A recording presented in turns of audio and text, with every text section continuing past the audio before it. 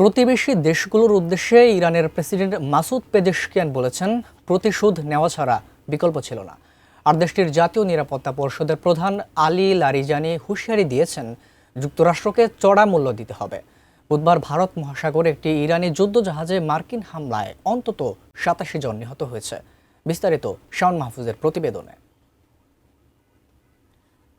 ভারতের সঙ্গে যৌথ নৌমহড়া শেষে ফেরার সময় শ্রীলঙ্কা উপকূলের কাছে IRIS দেনা নামে ইরানের একটি ফ্রিগেট ডুবিয়ে দিয়েছে যুক্তরাষ্ট্র।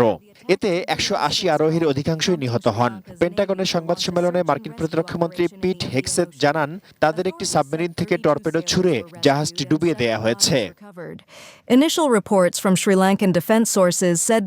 একই সংবাদ সম্মেলনে মার্কিন জয়েন্ট চিফস অফ স্টাফের চেয়ারম্যান জেনারেল ড্যান কেইন জানান, তাদের পরবর্তী লক্ষ্য হলো ইরানের মূল ভূখণ্ডের আরও গভীরে হামলা চালানো এবং মার্কিন বাহিনীর অভিযান পরিচালনার যথেষ্ট সুযোগ তৈরি করা। উন্নত মানের কাঁচামাল আরআইএল অ্যাঙ্গেল এন্ড চ্যানেল। এখন কাঠের দিন শেষ, আরআইএল-এর বাংলাদেশ। যুদ্ধের এই কয়দিনে ইরানে ৫,০০০-এর বেশি বোমা ফেলেছে ইসরায়েল। এদিকে তুরস্ক ভূখণ্ডে ছোড়া ইরানি ক্ষেপণাস্ত্র ভূপাতিত করেছে ন্যাটোর আকাশ প্রতিরক্ষা ব্যবস্থা।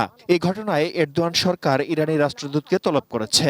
ইরান, সংযুক্ত আরব আমিরাত ও কাতারেও ক্ষেপণাস্ত্র ও ড্রোন হামলা অব্যাহত রেখেছে। এমন প্রেক্ষাপটে এক্স পোস্টে উপসাগরীয় দেশগুলোর উদ্দেশ্যে ইরানের প্রেসিডেন্ট মাসুদ পেজেশকিয়ান বলেছেন, অন্য দেশের সার্বভৌমত্বকে সম্মান করে ইরান, তবে কূটনীতি যখন ব্যর্থ হয় তখন আক্রমণের প্রতিশোধ নেয়া ছাড়া বিকল্প থাকে না। আয়াতুল্লাহ খামেনিকে হত্যার কারণে মার্কিন প্রেসিডেন্ট ট্রাম্পকে চড়া মূল্য দিতে হবে বলে হুঁশিয়ারি দিয়েছেন ইরানের জাতীয় নিরাপত্তা পরিষদের প্রধান আলী লারিজানি। এক্স পোস্টে বলেছেন, নেতানিয়াহুর ভাড়ামিতে প্রলুব্ধ ট্রাম্প আমেরিকার জনগণকে ইরানের বিরুদ্ধে একটি অন্যায্য যুদ্ধে টেনে এনেছেন। এদিকে সদ্য প্রয়াত সর্বোচ্চ নেতা আয়াতুল্লাহ আলী খামেনির শেষ শ্রদ্ধানুষ্ঠান স্থগিত করেছে ইরান। অন্ত্যেষ্টিক্রিয়া ও শোক মিছিলের দিনক্ষণ পরে জানানো হবে। যুদ্ধ শুরুর পর থেকে হরমুজ প্রণালীতে জ্বালানি তেলের ট্যাঙ্কার চলাচল ৯০% কমে গেছে। শুধু চীনের জাহাজগুলোকে চলাচলের অনুমতি দিয়েছে Iran. Shaon Mahfuz, desk report, ATN news.